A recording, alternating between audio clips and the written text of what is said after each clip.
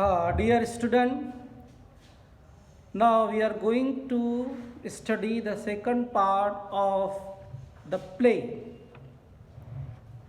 In the first part, we have seen that पहले part में हमने देखे जो प्ले एक कहानी पर बेस है. The name of the play Andher Nagari चौपड़ राजा. एक ऐसी कहानी पर बेस है. एक राजा, उसकी एक सल्तनत, बड़ी अजीब सल्तनत, जहाँ हर चीज़ एक भाव में मिलती है. जैसा एक मुहावरा है, टाका शेर भाजी टाका शेर खाजा. यानी मिठाई भी उतनी रेट में और सब्जियां भी उतनी रेट में. तो एक शख्स, एक डिसिपाइल, शागिर्द, स्टूडेंट, सेज का, एक ऋषि का, जो ऋषि जो जंगल में रहते हैं, वली सिफत शख्स, उसका एक शागिर्द उस सल्तनत में आता है. And he wanted to test, वो देखना चाहता है कि वाकई ऐसी सल्तनत में ऐसी चीज़ है क्या. और जब वो आता है तो देखता है कि एक केस राजा के दरबार में आता है. एक थीफ, एक चोर को पेश किया जाता है. चोर अपनी शिकायत पेश करता है कि उसका दोस्त, उसका पार्टनर चोरी करते हुए मारा गया. He said that his friend was making hole into the wall. जब दीवार में सुराख किया उसने और घर में दाखिल हो रहा था तो दीवार गिर गई और उसका दोस्त मारा गया. तो कहता है कि वी आर द ऑनेस्ट, हम अपने प्रोफेशन में ईमानदार है और ये सारा कसूर जिस घर का मालिक है उसका कसूर है. अगर वो दीवार मजबूत नहीं बनाता था तो मेरा दोस्त, मेरा पार्टनर मरता नहीं था. तो राजा बड़े अजीब दिमाग का, वो हुक्म देता है, जाओ उस घर के मालिक को बुला के लाओ, जो मर्चेंट था, ताजिर था. और वो मर्चेंट को पेश किया जाता है और मर्चेंट कहता है कि हुजूर ये तो मेरा कसूर नहीं था. दरअसल जो दीवार जिसने बनाया था, ब्रिकलेयर ने, ब्रिकलेयर जो ईंटों की दीवार, ईंटें बनाने वाला, ईंटों से जो बनी दीवार, जो बनाता है दीवार, उसका कसूर है. अगर वो दीवार ईंटें मजबूत नहीं लगाता था, वो दीवार नहीं गिरती थी. तो राजा फिर कहता है कि जाओ उस ब्रिकलेयर को लेके आओ, जो ईंटें बनाने वालों को. तो ईंटें बनाने वालों को पेश किया जाता है, हुजूर ये तो मेरा कसूर कहाँ है. वो कहता है this is not my fault, this is a fault of the mortar maker. Mortar maker यानी जो मिट्टी और सीमेंट और चूना जो मिलाता है और मिला के जो ईंटें बनती हैं उसको कहते हैं मोर्टर मेकर. तो मोर्टर मेकर को लाया जाता है और वो कहता है हुजूर this is not my fault, ये मेरा कसूर नहीं है, मैंने तो अपनी ईमानदारी से बनाया हूँ. ये कसूर जो है पॉटर का है, POTTER, यानी कुम्हार.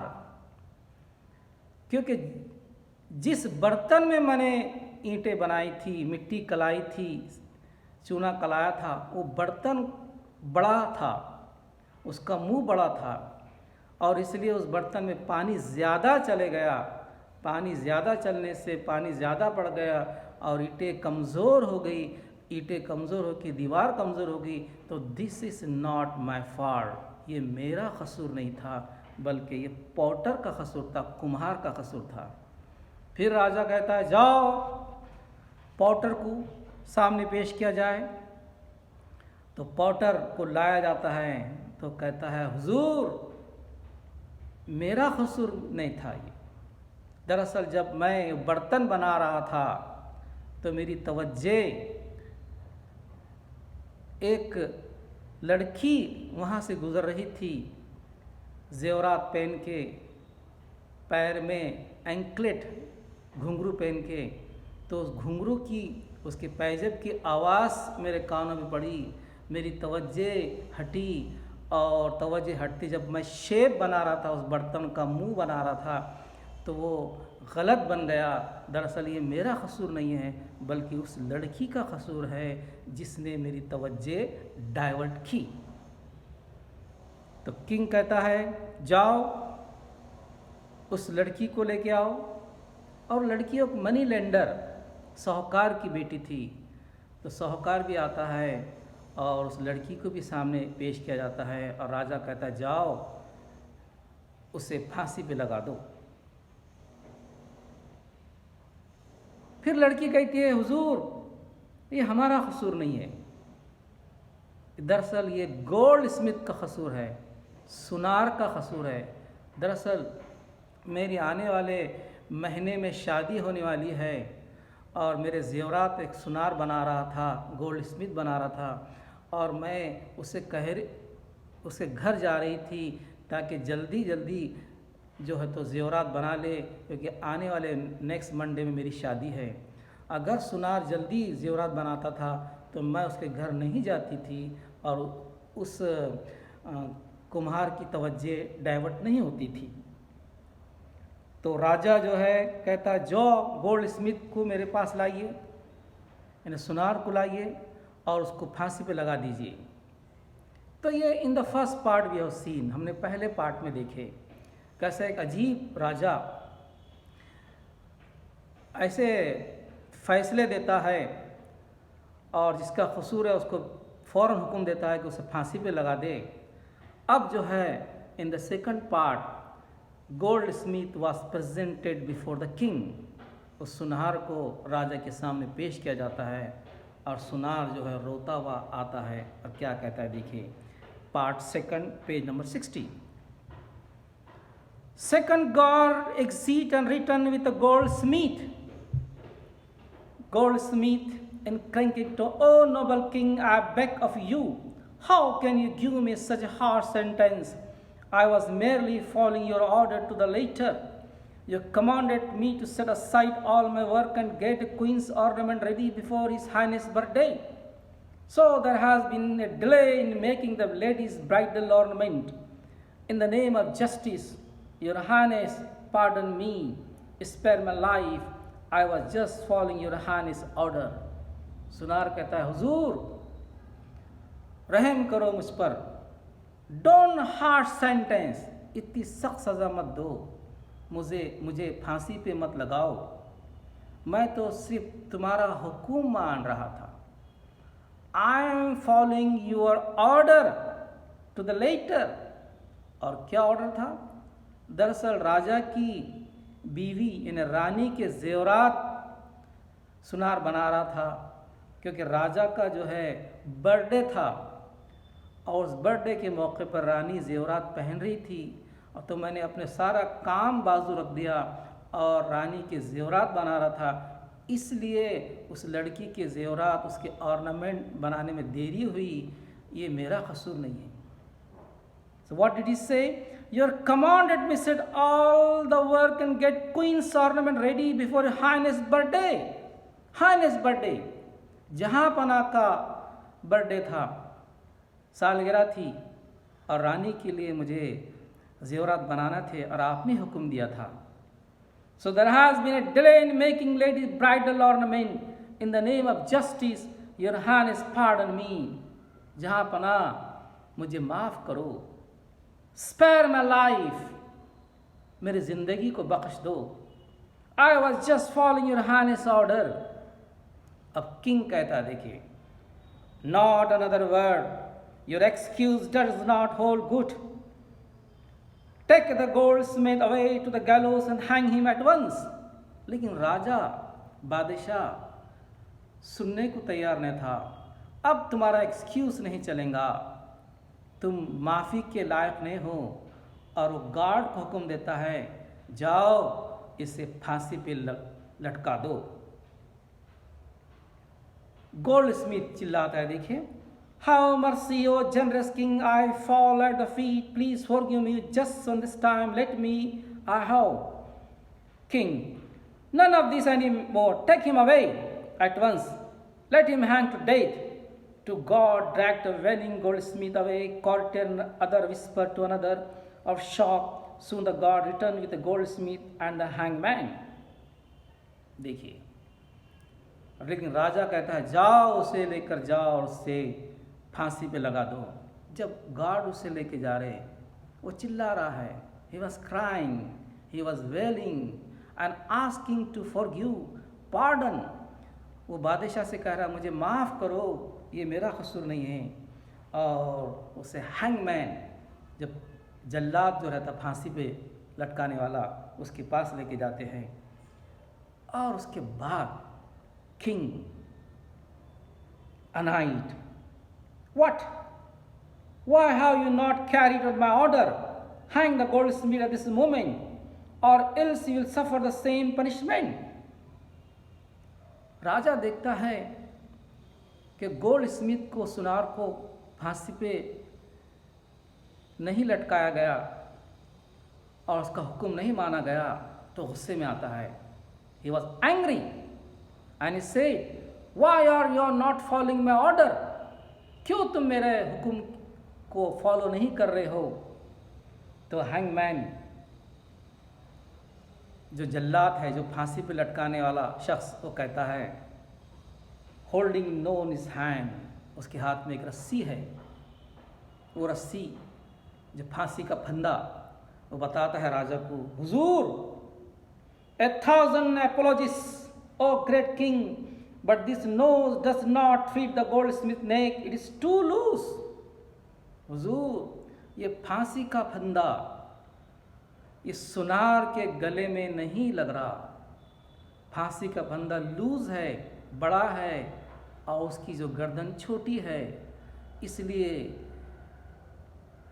उसे फांसी नहीं दे सकते। नॉट टू लूज, बहुत ही ढीला है। अब राजा बड़ा अजीब क्या कहता है, देखिए। King, try to around everyone neck here, pointing the subject and see who is free, whosoever has neck the size the nose must be hanged। फिर राजा, जो सब्जेक्ट बैठी हुई थी, कई लोग बैठे हुए थे, उसकी रियाया बैठी थी दरबार में, और कह रहा है, जाओ ये फांसी का फंदा जिसके गले में फिट होता है, लगता है, उसे फांसी दे दो। He gave the order, whenever has a neck, to fit the neck, be hanged। जो जिसके गले में रस्सी का फंदा लग जाता है, यानी फिट होता है, उसे जो है फांसी दे दीजिए। और फिर उसके गार्ड जो है हर शख्स के पास जाते और गले को लगाते, और hanging men try to noose on many subjects waiting for justice। They spurn and resist, but the hangman with the help of God overpowered them। Finally the noose feet the despite। हर कोई बच रहा, हर कोई resist कर रहा, ये क्या मुसीबत आ गई है, हर कोई भाग रहा, लेकिन राजा के सिपह सालार पकड़ रहे और फांसी का फंदा जो है गले में लगा रहे, और देख रहे कि ये फंदा सूट होता कि या फिट होता कि नहीं। आखिरकार एक शख्स पर फांसी का फंदा लगा, और वो था डिसपाइल, वो शागिर, जो अजनबी जो आता है और देखता है कि सल्तनत कैसी है, तो उससे जो है फांसी का फंदा फिट होता है। और हैंगमैन कहता है, जल्लाद कहता, आह योर हाइनेस, इट फिस्ट एट लास्ट। बड़े खुशी से कहता है जल्लाद, जहाँ पना मिल गया, फिट हो गया। बट अब डिसिपाइल बेचारा रो रहा, कह रहा, but king, justice at last, take him to gallows without further delay. Hangman got for the protesting disciple out. तो राजा कहता है, आखिर इंसाफ हो गया, एट लास्ट जस्टिस, जाओ इसे, इस डिसिपाइल, इस अजनबी इसको अजनबी को फांसी पे लगा दो, अब इंसाफ हो गया, वो कहता है। और गार्ड सिपह सालार उस गरीब शख्स को घसीटते हुए लेके जाते हैं। वो चिल्लाता है, रोता है कि मेरा कसूर क्या है। किंग कहता है, justice delayed, just denied, Andher Nagari pride itself from action, और action speak louder than words. अब देखिए राजा कहता है, justice delayed is just denied, इंसाफ को अगर देरी होंगी तो इंसाफ नहीं कराएगा, तो इसलिए इंसाफ जल्दी दी जाए और जल्दी से उसे फांसी पे लटका दी जाए। और मेरी जो सल्तनत है, किंगडम है अंधेर नगरी, प्राइड इटसेल्फ और from action, mean says that, वो कहता है कि मेरी सल्तनत फ़ख्र करेंगी कि मैंने क्या इंसाफ किया, और action speak louder than words, हम जो बोलते हैं वो करते हैं। उतने में voices and shot heard outside, क्या होता है, बाहर एक आवाज़ें आ रही है, दरबार के बाहर एक बूढ़ा आदमी, एल्डरली मैन, अधड़ उम्र का आदमी अंदर आता है। किंग कहता है, what, why how you written all this strange alive, who is this man. सिपह सालार आते हैं और वो स्ट्रेंजर जिसको फांसी पे लटकाने के लिए ले जा रहा था, उससे गार्ड उसे वापस लेके आते हैं, और साथ में उस बूढ़ा आदमी, एल्डरली मैन भी आता है। और राजा कहता है कि तुम क्यों वापस आए हो, वाई डिड यू रिटर्न। तो फर्स्ट गार्ड कहता है, पहला गार्ड कहता है, सिपह सालार कहता है, I beg your pardon your highness, but we are confuse indeed, these old men rushed toward us as we were about to hang the young stranger and begged and pleaded that he should be hanged instead. हुजूर, हम इस अजनबी को फांसी पे लटकाने के ले जा रहे थे, तब ये बूढ़ा आदमी हमारे पास आया और दरख्वास्त की कि मेरे शागिर्द को मत लटकाओ, मुझे लटका दो। उन्हें कहा, बूढ़े आदमी ने कहा, not to hang his disciple, hang himself, उसे लटका दो, इसलिए हमने वापस आए। फिर सेकंड गार्ड भी कहता है, at first we thought the old man had lost his mental balance, what sane man would wish to suffer such a drastic death willingly। दूसरा गार्ड कहता है, हमने सोचा यह बूढ़ा आदमी जरूर लॉस्ट द बैलेंस, पागल हो गया है और खुद ही मौत मांग रहा है, तो हमने यहाँ उसे what sane man would wish to suffer, और एक अक्लमंद आदमी कभी ये नहीं चाहेगा कि किसी जो दूसरा शख्स मर रहा है उसके बदले मर जाए। Sane man doesn't want to death, he must have lost the balance, और ये ज़रूर ये बूढ़ा आदमी अपना दिमाग खो गया है, पागल हो गया है। और इसकी फिर फर्स्ट गार्ड कहता है, but this young man said he is a wise and learned sage from the forest yonder and himself was the man despised. लेकिन ये अजनबी कह रहा है ये बूढ़ा आदमी उसका टीचर है, सेज है, ऋषि है, और ये डिसपाइल उसका शागिर्द है, और वो दूर जंगल में रहते हैं। He lived at a near forest। अब सेज कहता है, देखिए वो बूढ़ा आदमी कहता है, ऋषि कहता है, O noble king, you are most generous, be kind and allow me to hang in place of my disciple, I beg of you. वो बूढ़ा आदमी कहता है, सेज कहता है, जहां पना, ओ नोबल किंग, ऐ शरीफ, एक महान राजा, तुम बहुत सखी हो, यू आर वेरी जनरस, और बी काइंड अलाउ मी, मुझे फांसी पे लटका दो, और मेरे जो शागिर्द है, मेरे डिसिपाइल है, उसको छोड़ दो। King, what a strange appeal! And why does such a wise, the holy man wish to obstruct the course of justice, may I ask? राजा को बड़ी अजीब लगता है, बड़ी अजीब तुम्हारी दरख्वास्त है. Strange appeal. Why does such a wise and holy man? आखिर क्यों तुम एक सेज, एक होली मैन, जो वली सिफत शख्स खुद मरने जा रहा है, और तुम क्यों इंसाफ के आड़ में हमारे मदाखलत कर रहे हो? Why are you obstruct the course of justice? Obstruct, क्यों रुकावट बन रहे हो इंसाफ के इसमें? तो सेज कहता है, showing reluctance to let out secret. Sage कुछ छुपाना चाह रहा है, वो बोलने बताने के लिए बताना नहीं चाह रहा है. तो your majesty the truth is no I cannot say. Sage कहता है, हुजूर मैं ये राज नहीं बता सकता. Why I am choosing to death, मैं क्यों मौत को गले लगा रहा हूं?